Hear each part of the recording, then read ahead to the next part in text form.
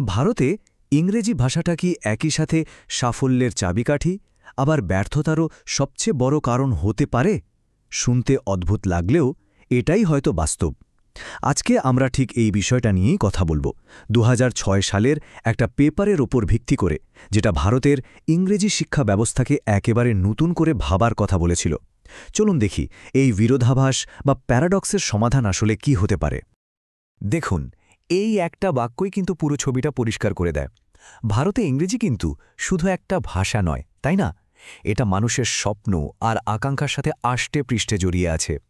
ভালো শিক্ষা, একটা ভালো ভবিষ্যৎ আর বিশ্বের সাথে কাঁধে কাঁধ মিলিয়ে চলার চাবিকাঠি হিসেবেই দেখা হয় ইংরেজিকে। কিন্তু এখানেই আসল প্যাচটা। একদিকে ইংরেজি নিয়ে এত আশা, এত স্বপ্ন, আর অন্যদিকে এটাই হয়ে দাঁড়াচ্ছে ছাত্রছাত্রীদের ফেল করার একটা প্রধান কারণ।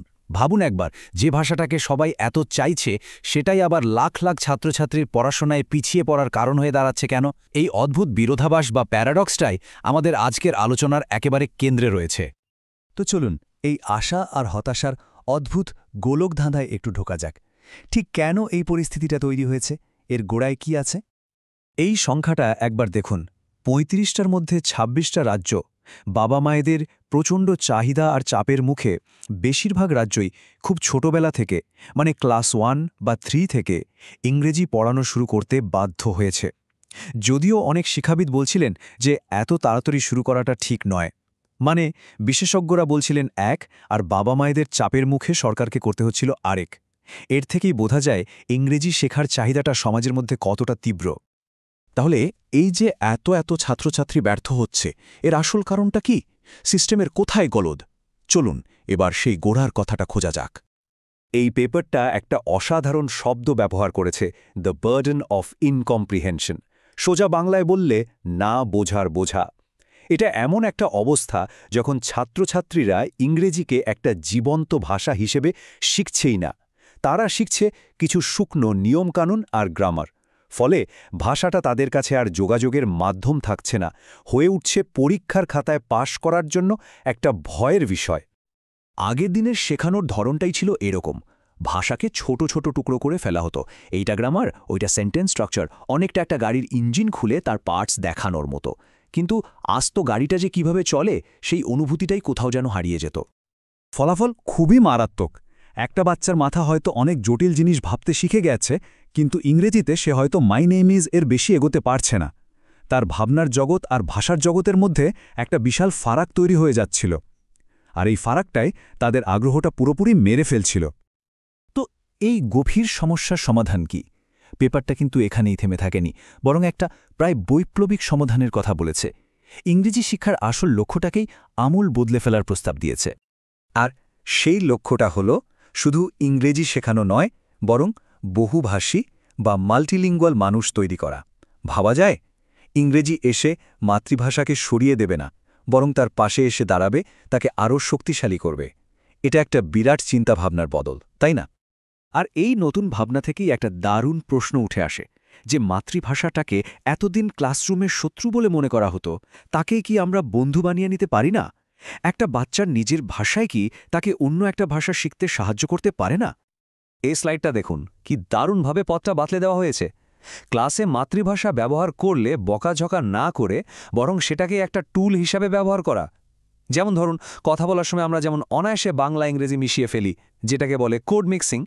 পেপারটা বলছে এটাকে ভুল হিসাবে না দেখে ভাষার স্বাভাবিক ব্যবহার হিসাবে দেখুন। অর্থাৎ মাতৃভাষা এখানে কোনো সমস্যাই নয়, বরং সমাধানের সবচেয়ে বড় চাবিকাঠি। বেশ, আমরা কি করতে হবে আর কেন করতে হবে তা তো বুঝলাম, কিন্তু প্রশ্ন হলো কিভাবে। এই নতুন ভাবনাটাকে সত্যি করতে গেলে ক্লাসরুমের পরিবেশটা ঠিক কেমন হতে হবে? এই টেবিলটা ভারতের বাস্তব ছবিটা একেবারে চোখের সামনে তুলে ধরে। দেখুন, সব স্কুল তো একরকম নয়। কোথাও হয়তো দারুণ শিক্ষক আছেন, আবার ছাত্রছাত্রীরাও বাড়িতে ইংরেজি শোনারও সুযোগ পাচ্ছে। আবার কোথাও, বিশেষ করে গ্রামের সরকারি স্কুলগুলোতে, শিক্ষক আর পরিবেশ দুটোই দুর্বল। তাহলে কি করে সবার জন্য একটাই বই বা একটাই নিয়ম কাজ করবে? করবে না। এটাই হলো আসল কথা। তাহলে উপায় হলো ইনপুট রিচ ক্লাসরুম। মানেটা খুব সহজ। ছাত্রছাত্রীদের শুধু একটা নিরস পাঠ্য বইয়ে আটকে না রেখে তাদের চারপাশে ইংরেজির একটা জগৎ তৈরি করে দেওয়া। সেটা হতে পারে গল্পের বই, কমিক্স বা এমনকি অডিও স্টোরি। তারা ভাষাটাকে শিখবে খেলার ছলে, আনন্দের সাথে, ঠিক যেভাবে আমরা ছোটবেলায় নিজের মাতৃভাষাটা শিখি, শুনে শুনে, বলে বলে।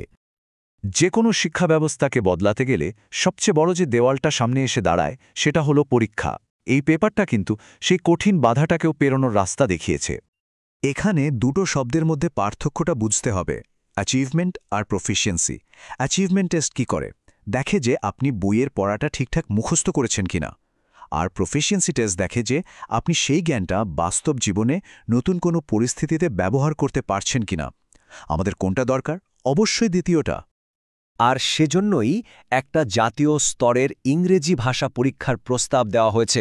এই পরীক্ষাটা দেখবে না যে আপনি কোন বই পড়েছেন, বরং দেখবে আপনার আসল দক্ষতা কতটা, আপনি কতটা ভালো বলতে, শুনতে, পড়তে বা লিখতে পারেন। ভাবুন তো, এরকম একটা সার্টিফিকেট থাকলে চাকরির বাজারে কতটা সুবিধা হবে। আর সব শেষে পেপারটা এমন একটা প্রশ্ন তুলেছে যা হয়তো একটু বিতর্কিত, কিন্তু ভীষণ গুরুত্বপূর্ণ। যদি ইংরেজি ক্লাস 10-এ ফেল করার সবচেয়ে বড় কারণ হয়, তাহলে কি কোনো ছাত্র বা ছাত্রীকে ইংরেজি ছাড়া পাশ করার বিকল্প দেওয়া উচিত? এর মানে কিন্তু ইংরেজিকে বাদ দেওয়া নয়। এর মানে হলো ইংরেজিকে আর পাশের গেটকিপার না বানিয়ে শিক্ষার একটা সহায়ক হিসেবে দেখা। একবার ভেবে দেখুন তো, এই একটা পরিবর্তন আমাদের শিক্ষা ব্যবস্থায় কি বিশাল প্রভাব ফেলতে পারে।